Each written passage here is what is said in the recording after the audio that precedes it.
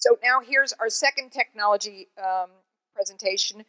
You saw a lot of how Geppetto was used at Moody Gardens, but they're going to explain the complete Geppetto animation control system to you now. Super 78's Brent Young and John Kokum, the producer. Hi. Good morning. Thank you. So today we've kind of brought a prototype system with us today, and we're flying or walking a tightrope, if you will. Yeah. And there is no net, so it might get messy. So again, my name's Brent Young, and I'm the creative director at Super 78. And I'm John Kokum, their senior producer. Right. So let me get my clicker here. So we're here to talk about technology, and you guys probably all remember back in the day in IAPA when you're walking around the show floor. Hold on, let me get to here. That's Geppetto, and you saw all this great VR technology from back in the day, right? And it just kind of didn't work out for us then. But today it's 2016. We now have these crazy VR coasters that we're doing. But really, in our industry, what's really great about the themed entertainment industry is we've been always on the bleeding edge of things, and we're always looking to try new things. And technology is moving very, very fast. Yeah, and bravo to the TEA for understanding that technology is an important part of creating the magic, because the work we do does lead the way for all kinds of technological innovations. Like this 4D couch. Yes, you can get one of these on Kickstarter right now. Turn your couch into a bucking bronco. I love that. All right. That's you. Yeah, so we like to pack a lot of fun into every attraction that we do, no matter how small it is. And we bring world-class technology to both destination and regional attractions. Yes. Geppetto ACS is just one example of how we push technology to the edge. It's something that we call ambient technology. It's very much like your iPhone would be, or those great Harry Potter wands, or like the Harry Potter. That's the next joke. That's the Brent. next That's joke. the next joke. Or the Toto toilets, right? Which this was the inspiration for World of Color, I think, right here. Right? Right. So we don't just question how ambient technology works. We don't question it. And for park guests, it's just magic. And for us, puppetry is a kind of magic. Take that old gym sock you have in a drawer, put it on your hand, make a funny voice, and it's a living character. There you go. We like to think Geppetto is a bit more advanced than that, but we'll let you guys be the judge. So we did our first build of Geppetto, version 1.0, down at Universal Studios in Singapore for the Donkey Live show. And we really wanted to raise the bar. In designing the attraction, we knew that we had to deliver the feature quality animation that DreamWorks was expecting. They had a lot of, everybody saw the Shrek characters, everybody knew Donkey. So we really had to make that system robust. And it also made the system very complicated. There was a lot of show elements that went along. And it got to be a bit cumbersome at back of house. So Donkey Live was the first attraction that was open in the park in 2010, and it's been running ever since. Yeah, and we did get Donkey finished, and once the PTSD... That's the cumbersome backstage, yeah, exactly. by the way. Before the PTSD, the post-traumatic Singapore disorder, wore off, we continued to develop Geppetto, and cut to 2012, as you heard earlier, and we get a call from Moody Gardens and Cimex iWorks, and that was the beginning of SpongeBob SquarePants and Geppetto 2.0. Right. So Geppetto 2.0 needed to be even more robust and more flexible. So we kind of scrapped, what we were doing. We moved platforms to a vibrant gaming community because we knew we needed the gaming architecture. And so we found some great folks that were engineers in that world. And we just needed something to develop a more robust interactive character. And we did accomplish our goals for 2.0 and learned even more about packing a lot of technology into smaller packages. This is what Geppetto 1.0 really looked like. All right, let's show that. There's what it looked like. Yeah, there's the racks, and there's all those monitors all over the place. And this is Geppetto 2.0 installed in Galveston in 2015. Oh, yes. Nice and compact. Yep, but our development didn't stop there. No. That equipment back there may look like it's just built to power an ecstasy-fueled dance party, which we've never ever used it for.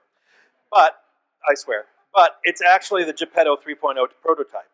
It's the compact mobile rig we developed to transport, fold out, and set up in just a few minutes. So we're going to do a Geppetto 3.0 demonstration, I'm hoping, right now. Let's welcome our performer, Isaac Robinson Smith, down there. He's going to go ahead and activate some in-theater cameras that we have, which we can get a good look at the audience. Put the feed. Do that picture-in-picture thing. Oh, yeah. Hey, we've got some live puppets in the audience. How are you? Oh, yeah, having a great day today. Oh, great. It's an honor to be here. Wow. Well, thanks for joining us. Well, why don't we bring out our special guest? Well, we're working with another beloved character and in our continued development of Geppetto. You'll probably recognize him. He's a great talent. He's been on the skids for a little while, but let's give him a big hand for Pinocchio. Here we go.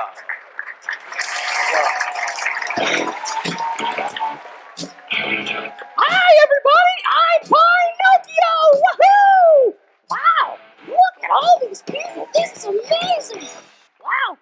Rick, this is way better than our last gig. The last one was terrible. I love all these lights, all these people, and what a good-looking group, too! Especially these two over here. Who is this guy? I'm Hollywood's next big deal, that's who! I'm rocking the skinny jeans, drinking the almond milk frappe. It's so cool living here in Hollywood. You better believe it. Wow, so, another convention ballroom, huh? Hey, you over there, right there in the front. You look like a doctor. Is this another AMA convention or something? Pine, this is the Themed Entertainment Association. We went over this in rehearsal. Oh, right. Yeah, the theas. You guys make like rides and stuff. All right, well, let's talk to someone else over here. Hey, you, there with the glasses and the plaid shirt. What's your name? Yeah, you, I'm looking at you. Talk back. It's interactive, remember? We couldn't hear you. You're Rob. We have Rob and Chris. Nice to meet you, Rob. I'm Pine. Who are you with?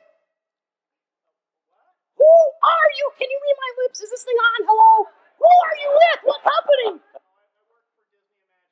Ooh, very magical. That's cool. Hey, you get any perks for working with them? Wow, that's great. I get no perks for Super 78. That's all right. Hey, man, you want to hear a joke? It's pretty good. It's a Papa joke. It's a little bit green in this case, or I guess a little blue. Here we go. What do you have when you have two green balls in your hand? Kermit's undivided attention! Huh? Oh, man, is that all you got? That joke usually kills. Okay, well, thank you very much for your help. Let's move on, and I'm sure we have quite a few IP owners out there, and you don't want your Hello Kitty but grounding like Nicki Minaj. Like this? Ooh, shake it, baby! Oh, Ow, come ow, on. ow. Take it easy there. We're lucky his pants are painted on. Yeah, well, I don't need to take my pants off to show you something. Hey! Okay, we're trying to do a semi-professional job up here, Pine. Yeah, you got that semi-part down. Just do what we rehearsed over there, Sure. okay? Whatever.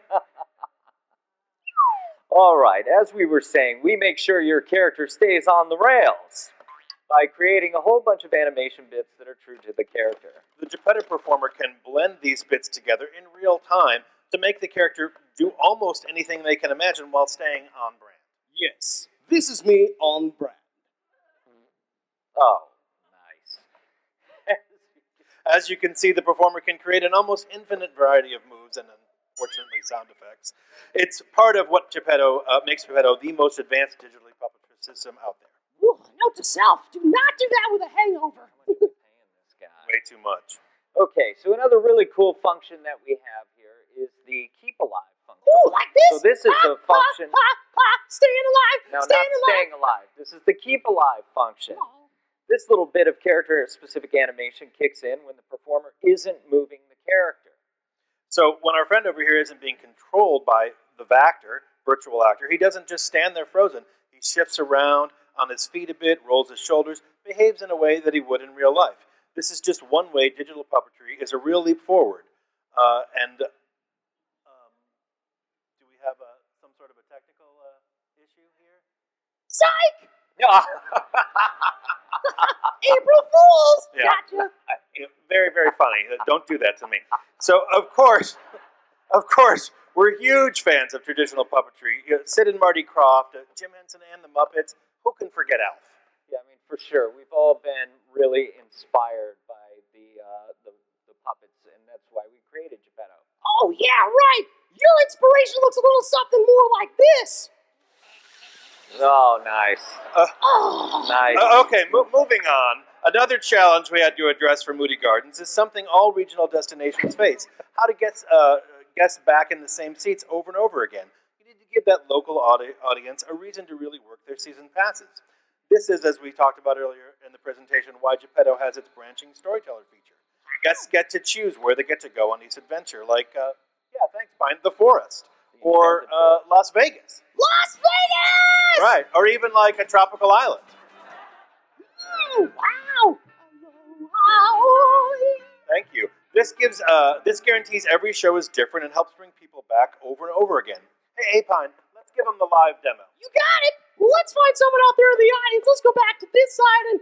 Hey, baby, I want to talk to you right there in the first row. Yes, I'm talking to you in the white with the long-sleeve shirt and the gorgeous brown hair. What's your name? Anna. Well, where would you like to go, Anna? We can take a hop in my limousine right over here. Where would you like to go, Anna? We can either go to Disneyland, the happiest place on earth, or my favorite watering hole, Trader Sam's. I'll let you decide, baby. Where do you want to go? Where do you want to go? Trader Sam's or Disneyland.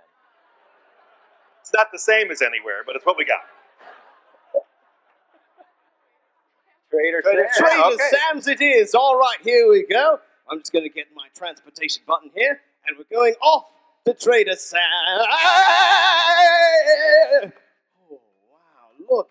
Damn, I love this place. It's so beautiful, so gorgeous. All right, Anna, what kind of drink would you like? Would you like a piranha pool or a Krakatoa? The Krakatoa it is. Barkeep, we'll have 2 Krakatoas. One for me and one for you. Need to see some ID. Oh, yes, ID. let's see. I think I have some ID somewhere around here. Oh no. Okay, let's go, pal. Oh, wait. I have an idea. Let's go to Disneyland. Here we go. I just got my transportation button here, and we're off to Disneyland. Wow, look at this. Disneyland. It's so magical here. Hey, look at that. Pinocchio's Daring Adventure. My first acting job. It was pretty fun. Look at all these people. Wait, is that kid have a churro? Hey, give me one. Wait, come back.